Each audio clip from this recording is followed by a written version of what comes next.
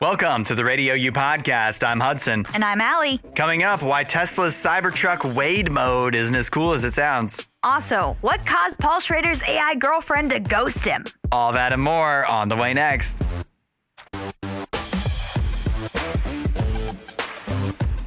I've got an opportunity for a free Mediterranean vacation.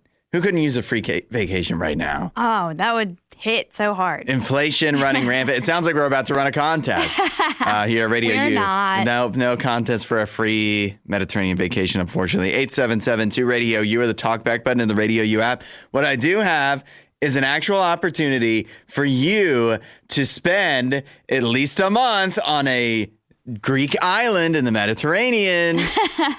But there is a catch. Okay. And that is you need to care for stray cats while you're there. Aww. Yeah, so it's, for some people, this is still what's the downside? True. Yeah, but it's really a catcation because your days are going to revolve around taking care of these cats, which roam this Greek island, the island of Syros, which sounds possibly either nice or something out of a mythology story where everybody dies. But what you do, this Greek island, they want people to come and volunteer on the island.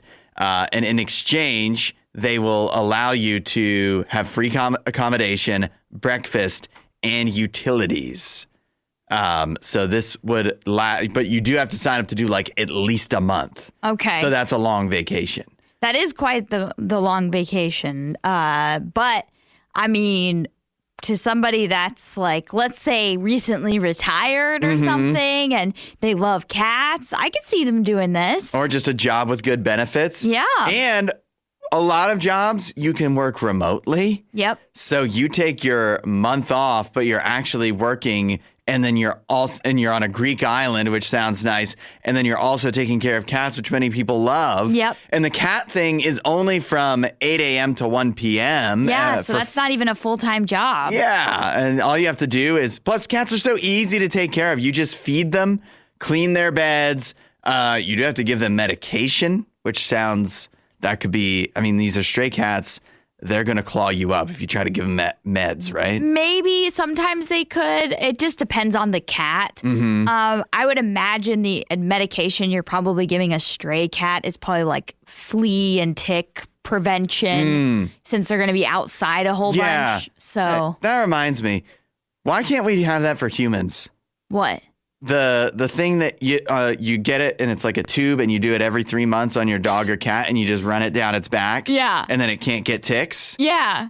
Why don't we have that for people? I have wondered the same thing. It says on those you can't put them on people. You're not supposed to. Yeah, it's definitely not. It's for animals, but and I'm like, why not? I know, like tick season. We've talked about this because tick season is super bad here, like in Ohio where we are right now, and so like we've had situations where ticks have like even gotten on us and came into the building. I think near the station, I feel like the ticks are running out of a home.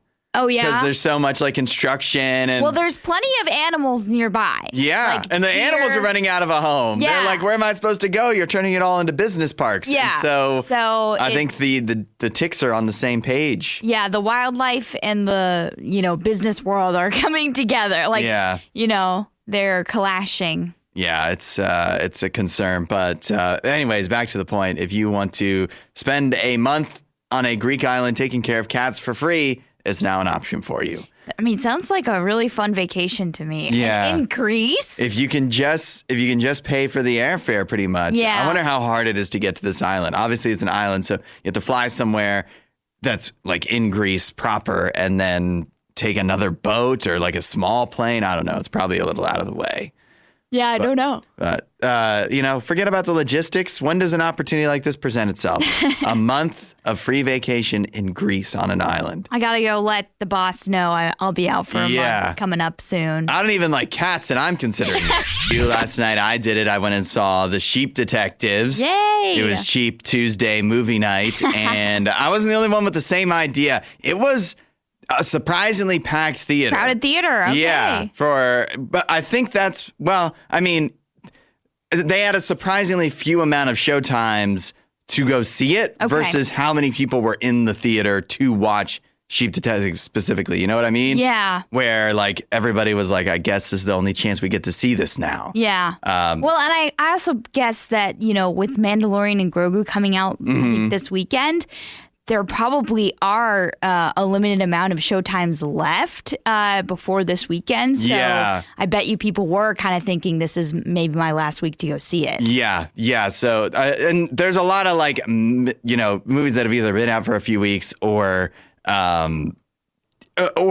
like middling movies like The Sheep Detectives is not like a big thing that would take up a bunch of screens. The whole theater. But when it's popular enough that a bunch of people wanted to go see it. So anyways, it's been out for a couple weeks. It was still a packed theater. That's awesome. A pretty diverse crowd. There was some kids, lots of old people, lots of couples. It was just like a pretty diverse group. There was also one guy solo with a massive beer right next to Mrs. Hudson and I. Oh, no. And he was, before he drank any beer, still loving the movie. Oh, okay. He was having a great time. That's a good sign. But as the beer went along and the movie went along, his enjoyment did seem to go up a little bit. Well, in like an annoying way? No, he was just like really like the jokes were really hitting with him. Laughing at him? Yeah, which I was too. I just don't like audibly laugh at movies. You know what I mean? Okay, yeah, I'm kind of the same way. Like in comedy shows, I will laugh out loud because that's what's expected. Yeah. But in a movie, very rarely. I know. I don't know why that is. It's just hard to get me to laugh out loud. But I mean, at home I will. Yeah. But in a movie theater, it's harder. I'm watching and I'm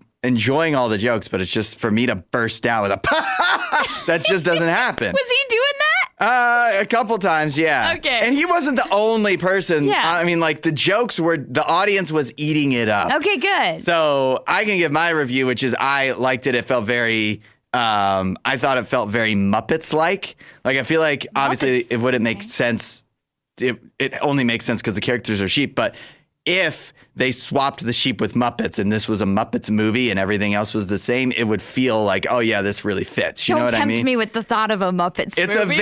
Like the jokes are that way too. Okay. It's very like family friendly. There's really nothing like it's rated PG. Obviously somebody dies, but there's really not a lot of anything controversial about it. I was surprised that it was rated PG. Clearly, that means, you could probably take your kids to it because most Disney movies are rated PG. Yeah. And the cast is great. It's actually, there was a lot of voices of the sheep that you recognize and you're like, who is that? And then you look it up afterwards. But they obviously, Bryan Cranston is in it. He does a great job.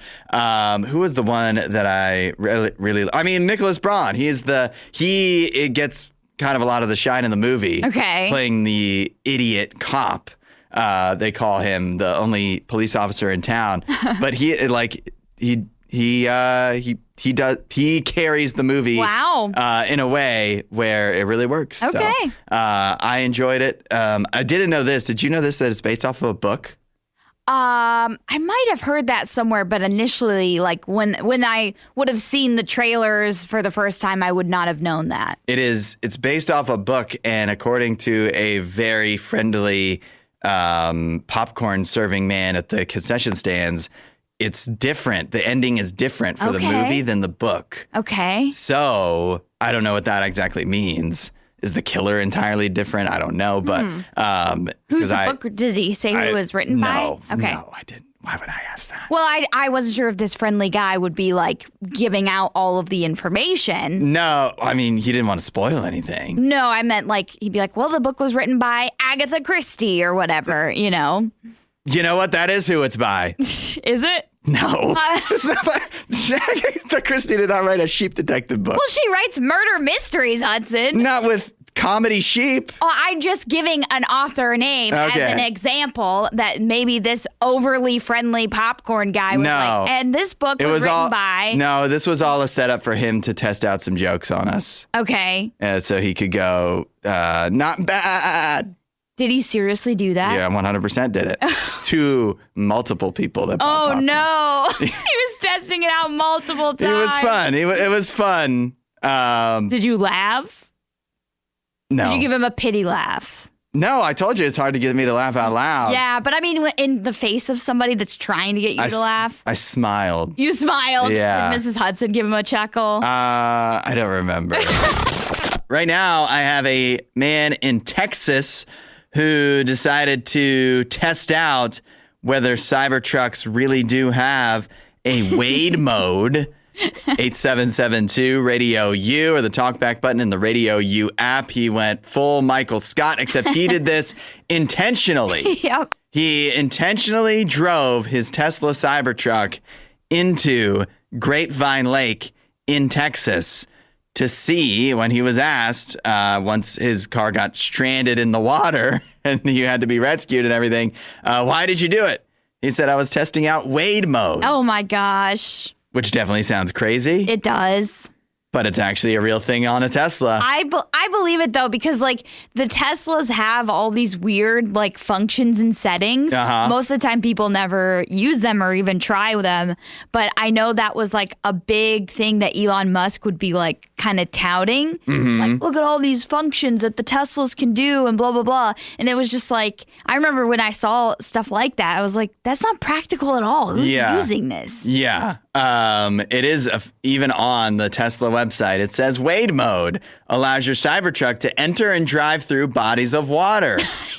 Now, this guy didn't read far enough because then it says such as rivers or creeks. No mention of lakes. And he drove it into a lake. Oh. Now, to make matters worse, not only did his Cybertruck Wade mode fail because it was driving into a lake, he also got arrested for doing this. Oh, no. Because you're not supposed to drive your truck into a lake. Yes. Intentionally. That makes sense. But I also feel like Wade mode is kind of a lie. Yeah. Because, it said rivers or creeks. And even rivers feel like a stretch. Yeah, I was going to say, you can't just drive your car to the river. But it says that if you read further, the maximum wade depth is approximately 32 inches, a.k.a. like 3 feet. Yeah. Which any car can drive through about 3 feet. Almost any car. Yeah. If the water is standing still, you might be able to do it. Yeah. I wouldn't recommend it. I wouldn't recommend it. And I also... It's not really special. Right. I also probably wouldn't recommend it for a Cybertruck. I don't know if Cybertrucks are like much heavier than the other Teslas. I'm sure they are because they're bigger and bulkier. But like if you...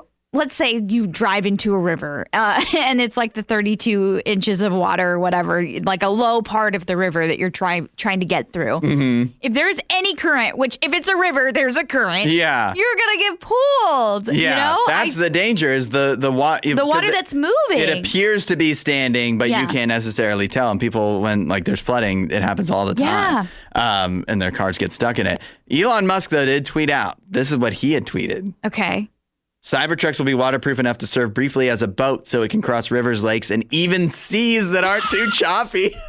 Elon, just no. So I actually feel like this Texas man could sue Tesla. He could. I think he definitely should, in fact. Yeah, because that's very misleading. It definitely is. Again, you should use your common sense, sir, and know that you probably shouldn't drive a car into a lake. But yeah, it is misleading. But what's the good of Wade mode if you can't test it out? Right. Let's go to Maine, where students at Meadowmack Valley High School were recently accidentally fed dirt. Okay, how? They ate dirt. 3 students at Meadowmack Valley High School were there for a charity event, the Empty Bowl Supper. Apparently, students in one of the science classes there had baked dirt in a pan, in a dish. It was a part of an experiment to see how plants would grow in sterilized soil. They left this dirt out, covered by foil. Then when it was time for the dinner, it was, I guess, put out because it looked like a dish, like might have been part of the meal, put out as part of this potluck. And the students thought it was a dessert. They thought it was brownies. Yeah, or like that dirt pudding with the worms in it, you know? Yeah. Maybe. I don't know what they thought, but I mean, it says they thought it was a dessert and didn't realize, at least for 3 of them, until it was too late. Ew. not fun. When was the last time you had dirt in your mouth, Allie? I remember I was a kid. I can't remember how old I was, but we had a swing set in our backyard. Yeah. And I was swinging, and we would do that thing where you get up really high on the swing and then you jump off the swing. Oh, yeah. By the way, when you do that as a kid, it feels so cool.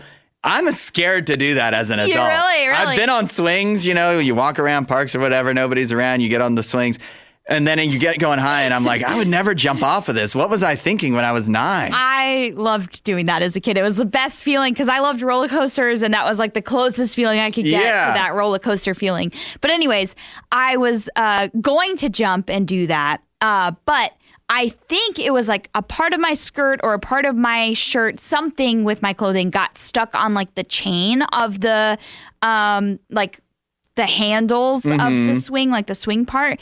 It got stuck. And so instead of like getting off at the part where it's going forward, I stayed on the swing until it went back and then fell off and like landed right on my face. In the dirt and like actually lost 2 teeth because of it. Really? Baby teeth. Yeah. But it was all bloody and had a bunch of dirt all over my face and everything. So that was probably the last time that happened. Was there mulch? There was no mulch. This was in Africa, so gotcha. This was just in our backyard. Yeah. So yeah. Now they have like the playgrounds. A lot of it's like very squishy and soft. Or it'd be that like squishy stuff, which I still feel like would really hurt to. It would have been better than what I experienced. Probably, yeah. But yes, it's still not the best if you fall on that. I can't top that. Obviously, when you're a kid, dirt in your mouth, like it happens. Yeah. I feel like as an adult, I feel like it wasn't even that long ago, but I was like, I'm a man. I'm working outside doing dirty things. And somehow it was like dirt got on my hands and then it got into my mouth kind of thing. I don't remember, but it was more recently than you might think. But it was a small amount. Okay. Horrible feeling. Horrible feeling. You weren't thinking it was a dessert. No, I wasn't eating it. Yeah, that's good. It just accidentally got in my mouth, mud and no fun. Yeah. But that's what happens when you work with your hands like a man would. Allie, did you get to stay up for the Cavs-Knicks game last night? Unfortunately. I didn't stayed up for the whole thing? Not the whole thing. I didn't get to see most of overtime because I was like, it's too late. And at that point, I knew MSG was out of control. Fans were literally on the court, Hudson. Like, oh, man, it was bad. So, okay, here's my thing. Yes, I am upset that the Cavs had a historic collapse or historic comeback, if you want to frame it with the Knicks, however you want to talk about it. Either way, it's collapse, comeback, whatever. They were up by 22 points with about 7.5 minutes left in the fourth quarter and end up, having the New York Knicks tie it. It goes to overtime, and the Knicks just did not look back from there. They win it in overtime. Yeah. Come back from 22 points down and still cover the spread easily. Yeah, my thing is I am not upset about this as much as you might think. I don't like that they collapsed. In fact, I think what happened was they got a little too cocky because they started like doing behind the back passes and all of this stuff once they were up by the 22 points. Yeah. And so they had several possessions after being up by 22 where they did not score because they were just like throwing the ball all over the place or not passing the ball, which was their success before that. Pass the dang ball, guys. And so I think they have a formula to win because New York needed overtime to win this game. Very few people gave the Cavs a chance in this series. Most people are anticipating them to lose in 5 games. And they needed overtime to win at Madison Square Garden. You had the crowd completely out of the game. So just go back to that game plan you had in the first 3 quarters, and you will be fine. Yeah, I don't want to change my opinion of either series after one game because in the NBA, there's always like the coaches do make adjustments after one game. And so like going into tonight with Spurs Thunder, I thought it was going to be a long series. I thought the Spurs are a bad matchup for the Thunder because you saw that over and over again throughout the season. But I still think the Thunder with, playoff tested, lots of different options they can go to. So one game, one team gets the better of the other. But there's changes you can make. So one game doesn't make up the whole series. So I feel the same about Spurs or Knicks and Cavs, where I feel like game one was closer than you would expect, even though the Knicks eventually wound up winning like I would have suspected. But I also feel like it's a wake-up call for the Knicks of like, this didn't work for the first 3 quarters. You actually have to change even though you won. Yeah, and honestly, they got really lucky to even make it to overtime because with 10 seconds left, as the clock was winding down, Sam Merrill almost hits a 3 to end the game, which would have won the game for the Cavs. It went halfway down Hudson and popped out. And so they got really lucky in that sense because that's what sent it to overtime. And then the crowd went nuts. And, you know, if you have the crowd go nuts on you, that's kind of a way to lose the game in Madison Square Garden because the crowd is kind of a big aspect of playing there. And, when they get back into it, it felt like the Cavs didn't have much of a chance in overtime. Yeah. Once the momentum is shifted like that, it's going to be interesting who does decide. I mean, obviously, they'll both make some adjustments, but what they do differently because they need to do something different with Brunson because the stuff they were doing with Brunson wasn't working. The Mike Brown said for the Knicks they were going after James Harden late in the game. So what are you, the Cavs? You going to take him out? I would take him out. How are you going to protect him? I would take him out and put Strus in as a better defending option, or put Dean Wade. Try to get Dean Wade on Brunson because they had him on Brunson earlier in the game in like the first 3 quarters, really the first 4 quarters, and that was working much better. So yeah, Harden is a liability when it comes to defense at the end of that game. So he's kind of dead weight. A little bit. Police have found over $9 million worth of cocaine in Kim Kardashian's underwear. What? 772 Radio U, the talkback button in the Radio U app. I'll say it. So that's why her butt looks like that. Oh, stop! That is a lot of crack.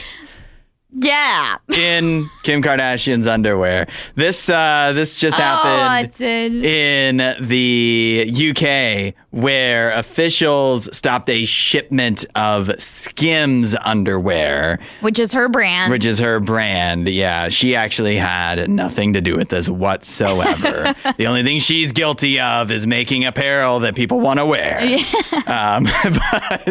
Oh, gosh. Somebody was trying to smuggle almost 200 pounds of cocaine concealed in a compartment in a truck that was also transporting the Skims underwear and other clothing.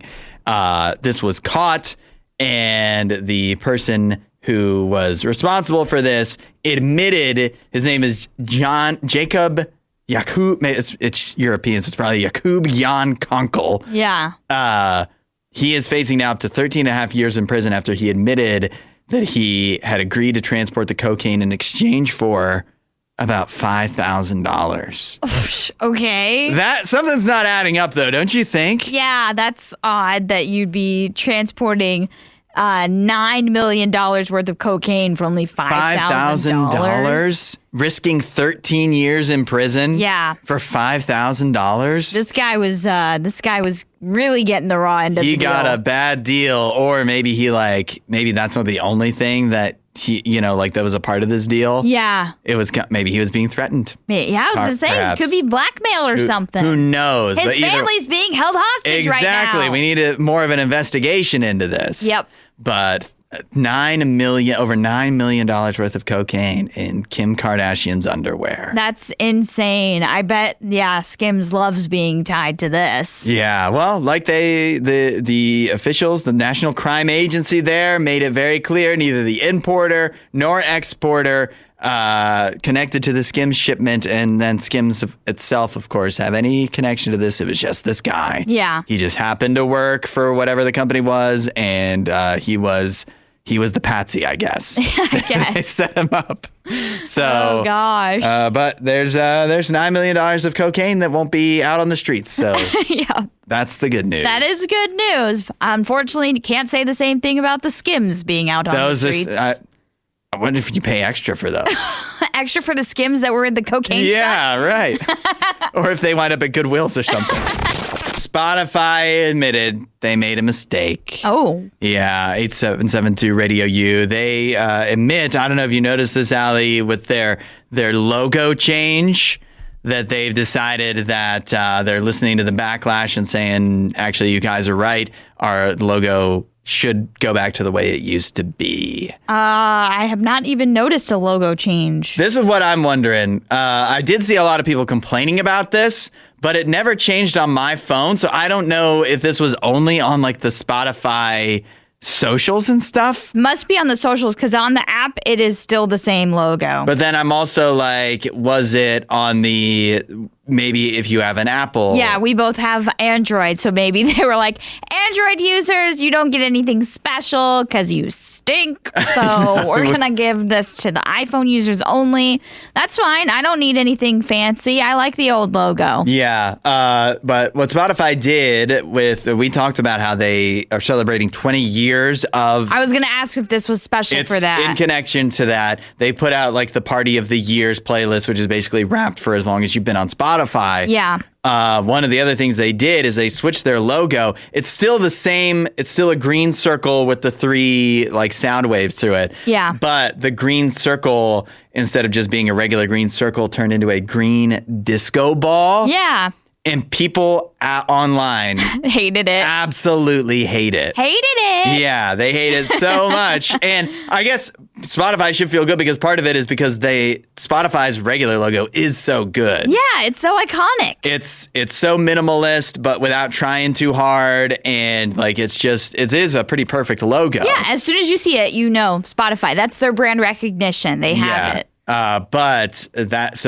Because people like that so much and because it is so perfect, any change to it is going to make people upset. I don't think this disco ball logo was ever meant to be permanent. It was just meant to be a little celebration for the 20 years. Yeah. But it kind of went wrong because everybody just absolutely roasted it. Spotify's like, okay, I guess we can't celebrate special things anymore. Yeah. So, fine. You can celebrate, just not with that logo. Do not touch that don't logo. Don't touch the perfect logo. If it's not broken, don't fix it. Did you not learn anything from Cracker Barrel last year? Oh my gosh, yes. Obviously, this isn't as bad as that. No.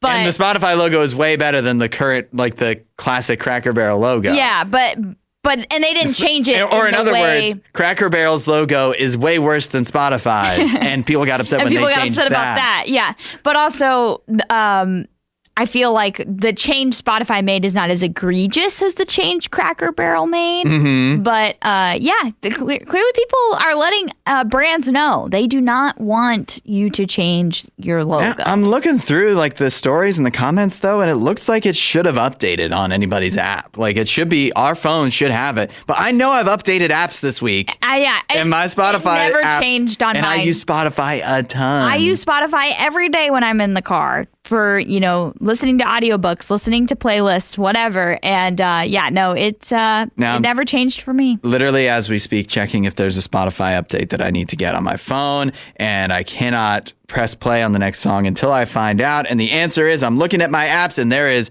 an update for a million other things, but not Spotify. Not Spotify. So that solves it. I don't know why we get excluded. Maybe our phones are too. Well, you just got a new phone. I just got a new phone. It's definitely because they're Android. Yep. They hate Android users. This is so hilarious to me. Paul Schrader. He is a Oscar-winning writer and director. He probably best known, his greatest work is he wrote Taxi Driver. Oh. He also co-wrote Raging Bull. He directed a movie from a few years ago called First Reformed. That was Ethan Hawke was nominated for an Oscar for that. Hollywood royalty kind of guy. Yeah. Even though he's like kind of anti-Hollywood in many ways. He just posted out on his Facebook. He goes, AI female friends. Out of a desire to understand male-female interaction in our matrix, I procured an online AI girlfriend. Oh. Paul Schrader, who is 79 years old, was trying to get an AI chatbot girlfriend. Oh, gosh. What a disappointment, he says.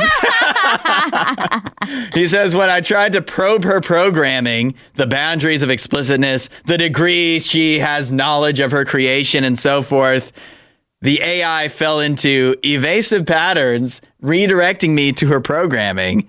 When I persisted, she terminated our conversation. Yeah, it sounds like you didn't really go as, like, it didn't really, she wasn't functioning in the way that she's supposed to in this conversation. I think she wasn't prepared to be grilled by Paul Schrader. She wasn't prepared for the third degree. She's supposed to be your AI girlfriend. Yeah. Like, she's supposed to get like softball questions because you're some lonely guy in a basement.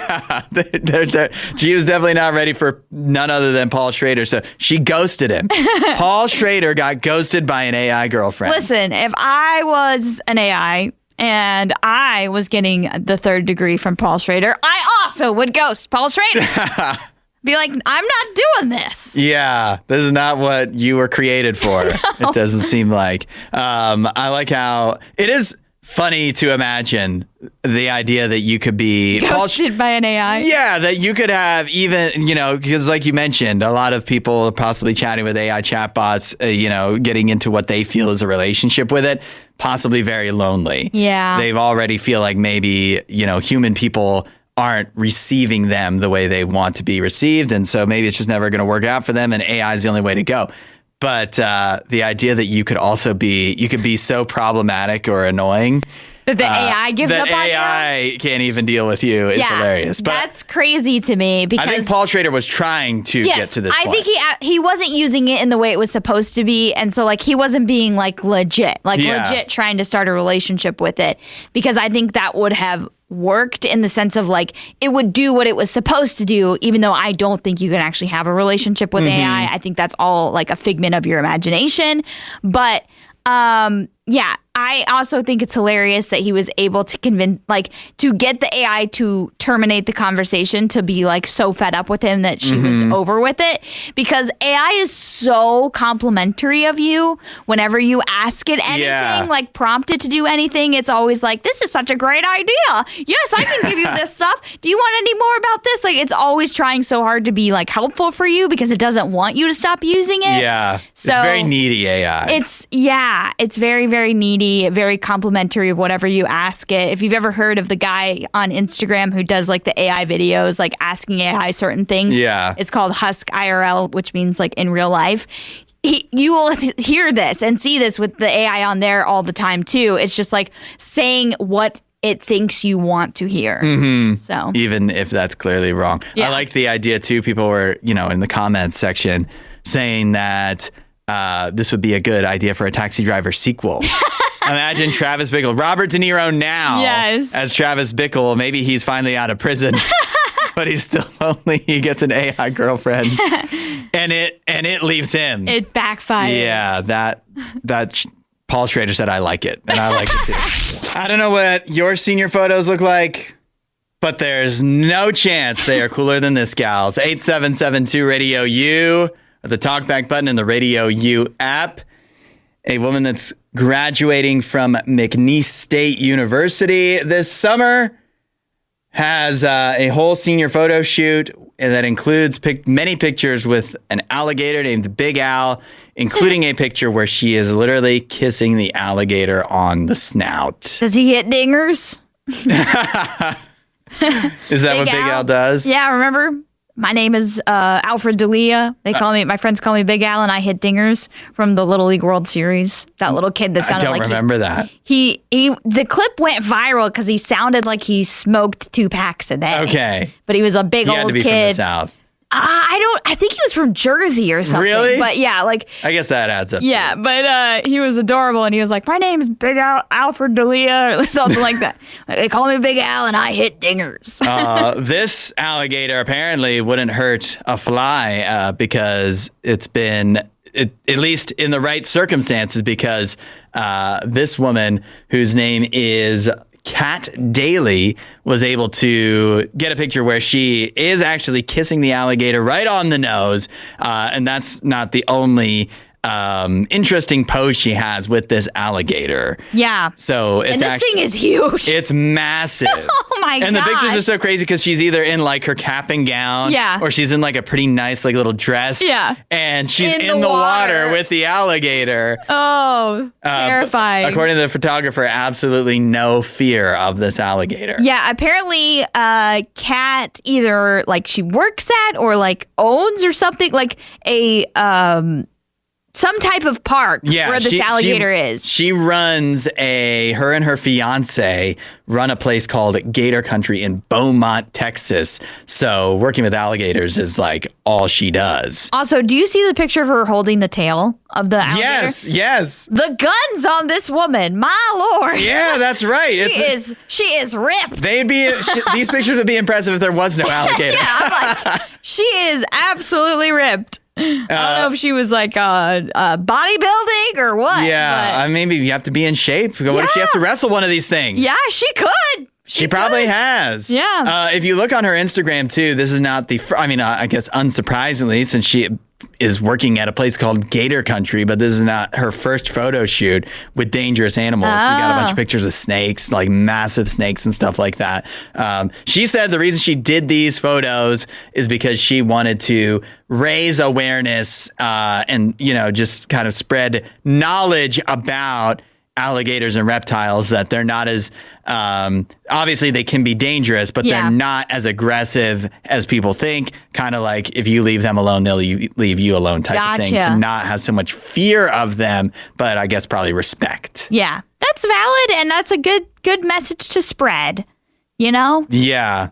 It still doesn't make me anxious to get too close to one, but I think that's the point. I wouldn't do this. As she said, you should respect alligators. And also, I think what this shows you is like, the difference between like an alligator that's grown up in captivity, near people, used to people, is, like, there's a big difference between that alligator and one that you would find out in the wild. Yes. Yeah, that's definitely true, because this alligator probably wasn't as hungry. No.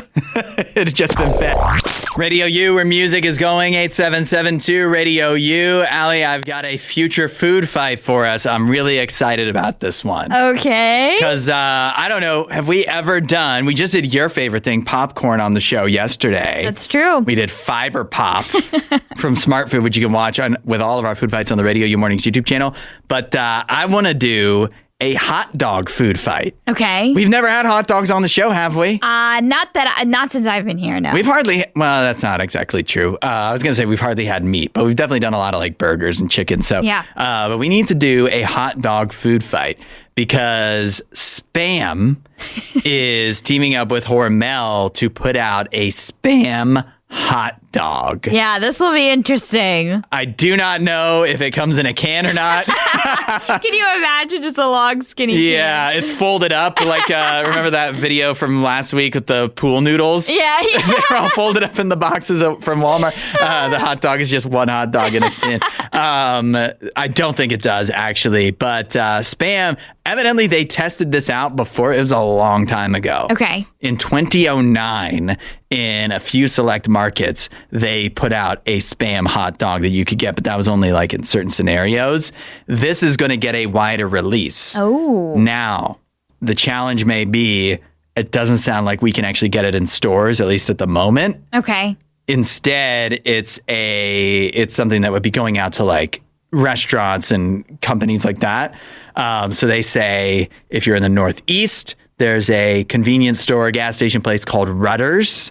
So for any of my family listening in Maryland on the East Coast, there you go. Stop by Rutter's, see if they've got some Spam dogs. But it's also rolling out to different convenience stores around the country. 7-Eleven may have it, depending on where you are.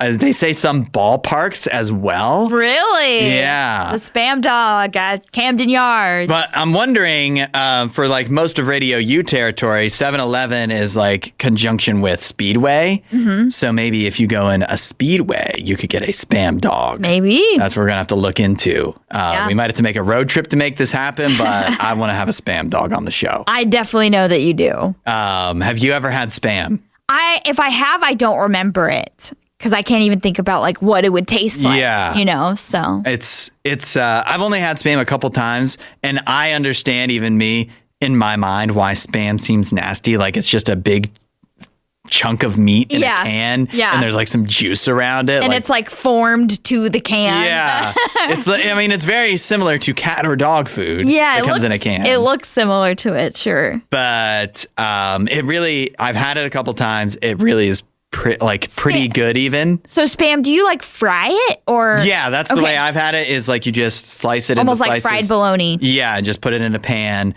And then you can get it to your crispness level that you desire, and it's actually pretty good. Yeah, not good enough that like I just buy it and eat it, but good enough that like if somebody was like, "Hey, we're having Spam tonight," I'd be like, "Nice." Yeah, that may be the way I had it. I like I said, can't remember, can't tell you like what it would taste like or anything. But I feel like I've seen the little like rectangle shaped meat. Yeah. That was like fried. Right. So that was probably Spam. Yeah. I don't know what else that might possibly be. Right. So odds are that was Spam.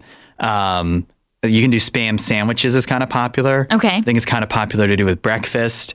That's definitely what I was thinking of. It was like a breakfast thing. I feel like you would put it with breakfast. And I don't have firsthand knowledge of this, but I know that it's true that it's very popular in Hawaii. Oh. Spam is huge in Hawaii. Okay. I don't know if that's because like that was a good way to transport the meat there or something, but I don't know. They love it there. Okay. So Spam Dog. Hopefully we'll get to do that. Thanks for listening to the RadioU Podcast. Don't forget to rate and review the show.